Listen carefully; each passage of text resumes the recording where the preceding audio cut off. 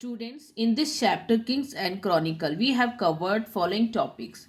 The first topic was the Mughal and their empire. Second, we talk about the production of Chronicle, in which we talk about the languages, Turkish to Persian. The Turkish was the mother languages and how Persian became the leading languages.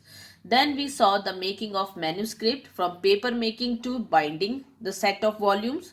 Then we talk about the painted images in the manuscript or text.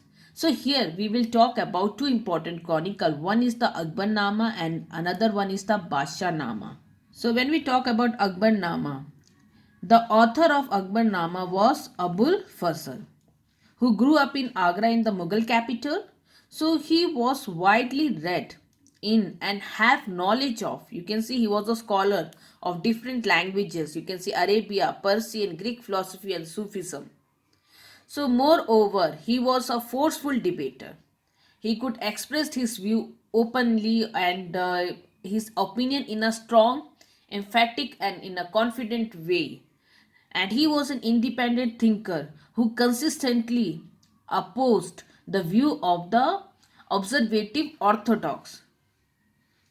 So these qualities of Abul Fazl, it impressed Akbar, okay, who found him suitable as an advisor and a spokesperson for his policies. So one major objective of Akbar was that he wanted to free his empire or his state from the control of the religious orthodoxy or the ulma. As a court historian, you can see this Abul Fazl both shaped and articulate the idea that was associated with the reign of Akbar.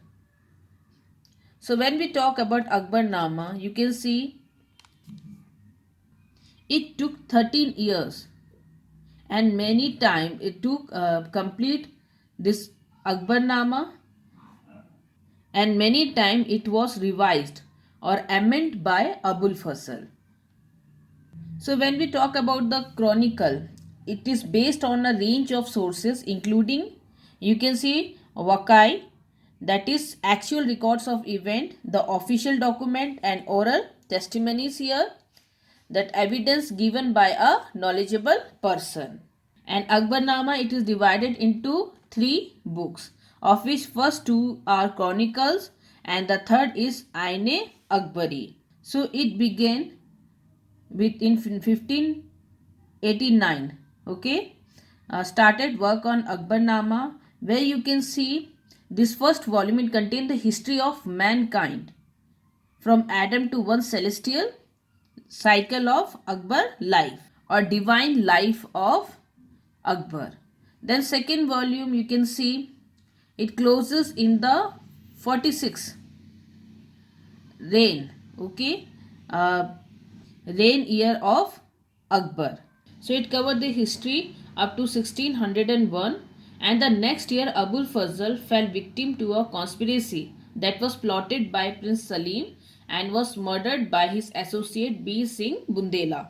So when we talk about Akbarnama, it was written to provide a detailed descriptions of Akbar reign, okay, in the traditional, you can see, diachronic sense, in which it traces the development over times, which record political significance. And he gave us synchronic pictures, depicts, you can see, one or several situation at a particular moment without reference to chronology.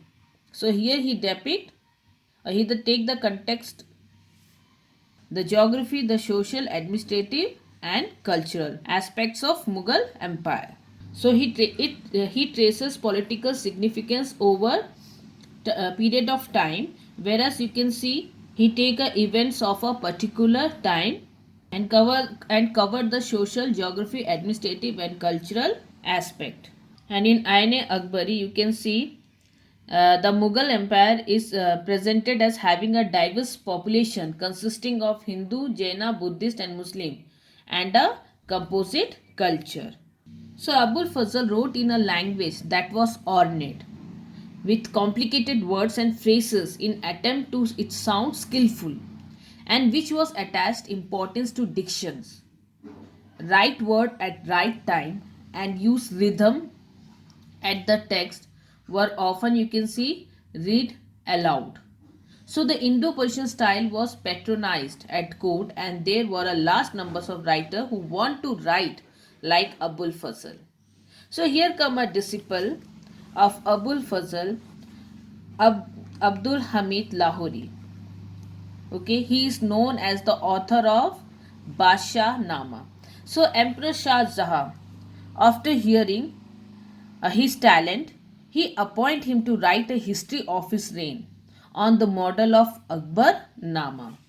So here come Basha Nama. It has 3 volumes. You can see a daftar of lunar year each, which is based on the monthly cycle of moon phases. So Lahori wrote the first and the second, which consist of, you can see, 2 decades of the emperor rules, 1627 to 1647. These volumes were later revised by Sadullah Khan, Shahjahan Wazir. And later you can see the physical and mental weakness of old age. Lahori did not write about the third decades, so which was later chronicled by Waris. So during the colonial periods, the British administrator, they began to study Indian history and to create, you can see, an archive of knowledge about, or you can see, they can create an account of knowledge about the subcontinent to help them better understand the people and the culture of the empire, so that they attain to rule. So the Asiatic Society of Bengal, which was founded by Sir William Jones in 1784, it undertook the editing, the printing and translations of many Indian manuscripts. So you can see the edited versions of Akbar Nama and Babar Nama was first published by this Asiatic Society in the 19th century, and in the 20th century the Akbar Nama was translated into English by Henry Beveridge. And you can find here that only a short extract of the Basha Nama, it had been translated into English, okay, and the entire text, they still await for translation, is or looking for translation. So here comes the idol kingdom. So you can see there were many elements that led to the formation of Mughal period as an idol kingdom. You can see a divine light, unifying force, sovereignty as social contract, a divine light. Okay, so you can see it is a king as a symbol of divine power. So this court chronicles, they rely on many sources to show that the power of the Mughal king, it come directly from the god. So one of the legend they narrate was that of the queen of Mongol, Alinkua, okay, who was get pregnant by a ray of sunlight when she was taking rest in her camp. So the baby she bore carried divine light and passed it on from generation to generation. So when we talk about Abul Fazl, he placed Mughal kingship or emperor, dignity of a king, as the highest post in the hierarchy of object receiving light from God, that we call Far-e-Izadi.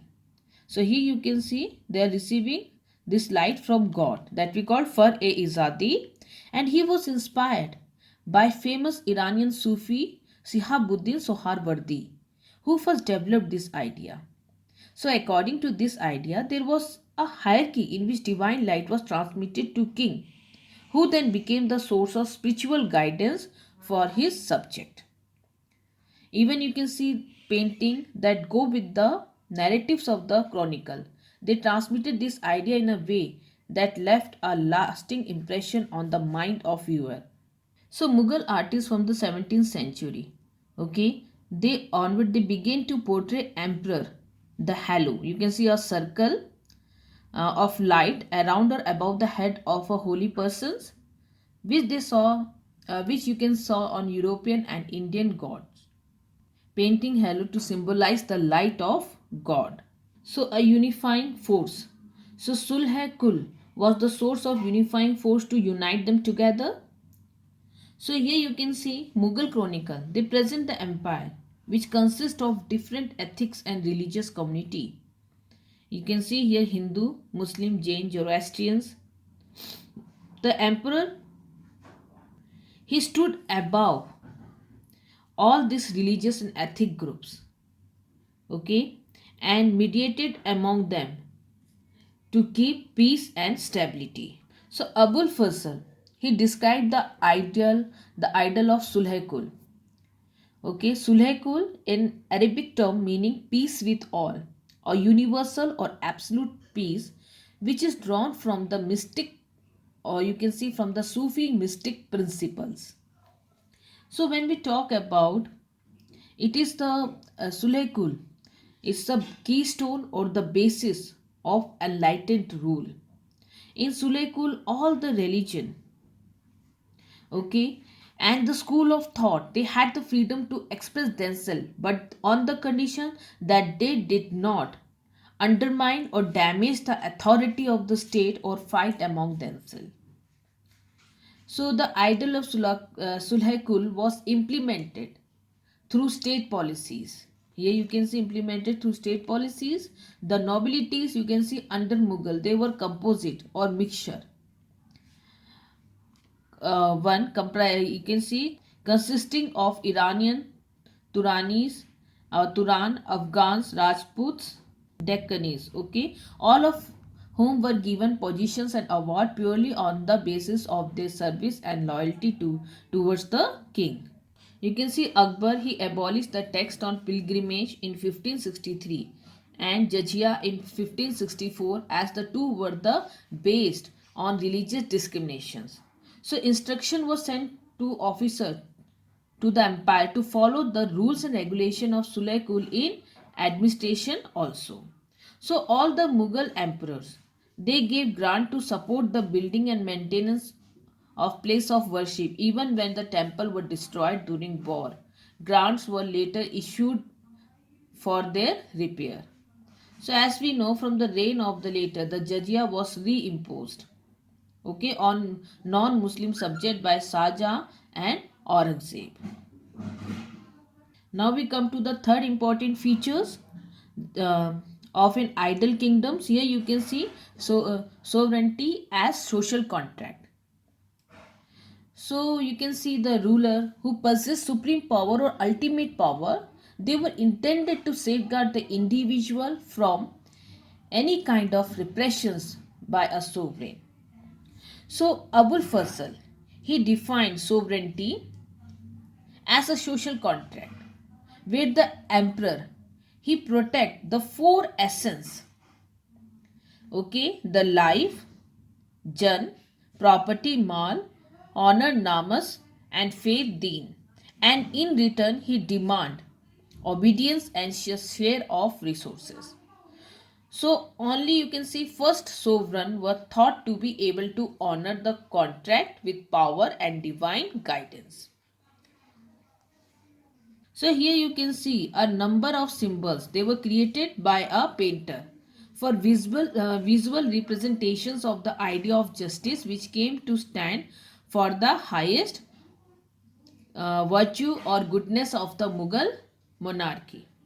So one of the favorite symbol used by the artist was the motifs. Here you can see a image, decorative image of lion and lamb. They peacefully living together next to each other. So this was meant to signify a kingdom where both the strong and the weak could exist in harmony. Even you can see here the court scene from the Mughal. Okay, it is illustrated in Basha Nama. Even it placed such motifs in a wall directly below the emperor throne. So students, we saw the idol kingdoms of the Mughal Empire.